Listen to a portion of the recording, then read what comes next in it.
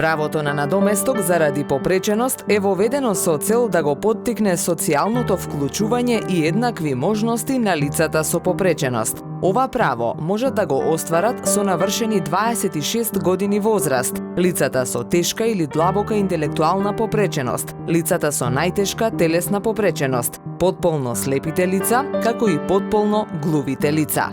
Важно!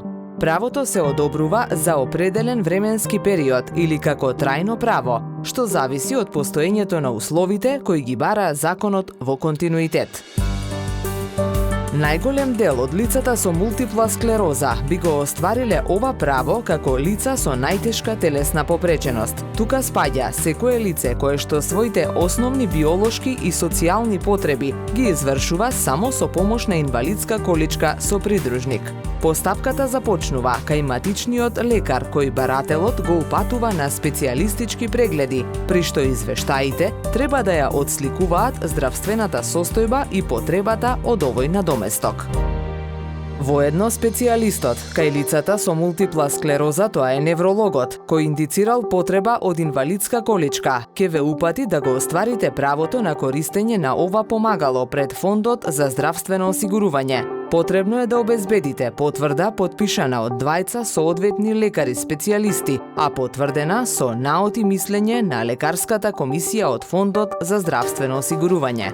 Откако ќе се обезбеди помагалото, инвалидска количка, заедно со другата медицинска документација, се доставува и потврдата за користење на количката, пошто лицето се упатува на преглед кај тричлена комисија составена од лекари специјалисти, субспецијалисти, релевантни за областа каде е детектирана попреченоста, за да се утврди потребата од надоместокот заради попреченост. Важно!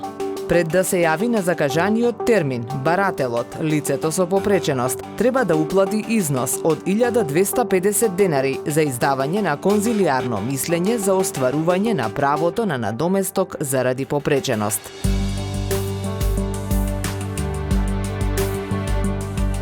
Врз основа на непосредниот преглед и медицинската документација, извештаи, отпусни писма, комисијата издава конзилијарно мислење за утврдување на потребата од остварување на правото на надоместок заради попреченост, кое го доставува до барателот и до матичниот лекар. Во мислењето се утврдува и датумот за повторен преглед. Доколку комисијата оцени дека постојат трајни промени во здравствената состојба, може да издаде и траен наод и мислење без потреба од повторен преглед. По добиеното позитивно мислење од комисијата, до Центарот за социјална работа според живеалиштето, заедно со барањето за остварување на правото на надоместок заради попреченост, достапно во самиот Центар за социјална работа, се доставуваат и следните документи: важечка лична карта или дозвола за престој на странец или друго лице согласно закон, конзилијарно мислење и наод од најмалку тројца лекари специјалисти од соодветните специјалности или траен наод, оцена и мислење за видот и степенот на попреченост и копија на трансакциска сметка. Центарот за социјална работа во рок од 60 дена од поднесувањето на барањето со комплетните документи донесува решение за остварување на правото на бараниот надоместок, го утврдува износот, време траењето на користењето и потребата од повторен преглед кој треба да се изврши најдоцна до точно утврдениот датум. Во спротивно се губи правото на надоместокот и потребно е целата постапка да се повтори.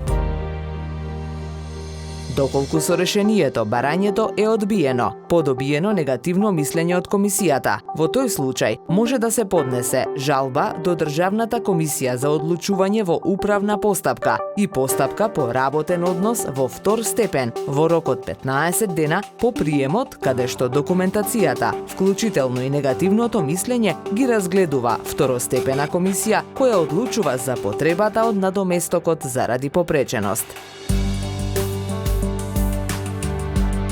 Врз основа на мислењето на второстепената комисија, Државната комисија за одлучување во управна постапка и постапка по работен однос во втор степен одлучува по поднесената жалба во рок од 60 дена од добивањето на сите списи од предметот. Доколку е усвоена жалбата, Центарот за социјална работа носи ново решение за признавање на вашето право на надоместок, а доколку жалбата е одбиена, може да поднесете тужба до Управниот суд во рок од 30 дена од приемот на второстепената одлука.